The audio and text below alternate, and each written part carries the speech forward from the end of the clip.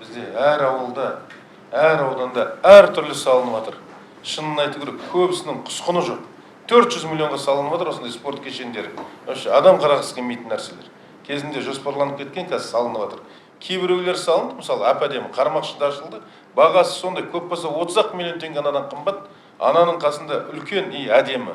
Біз тура сондай ақшаға барып анаға коровник сияқты спорт кешендері салып жатырмыз.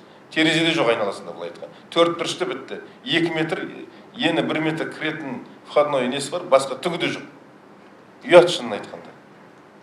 Ал мыналарды енгіз осындай, мен сізге айттым кеше, жан жақтан ізде, Алматыдан, Астанадан, интернеттен дұрыс жобалар дейді, сосын бар, соның ескізі дұрыс болса, соған жоба жасатайық. Бірдей ауылдың сандарына қарап, 2000 халқы бар ауылға бір спорт кешені, мысалы, бір мәдениет үйін, 5000-нан аса халқы бар ауылдық округке біреуін, ал енді кенттің орталығына бөлек. Бізде не? Бәр жерге бірдей жаңағындай салынып отқан. Санына да қарамаймыз, басқаға да қарамаймыз, қажеттілігіне де.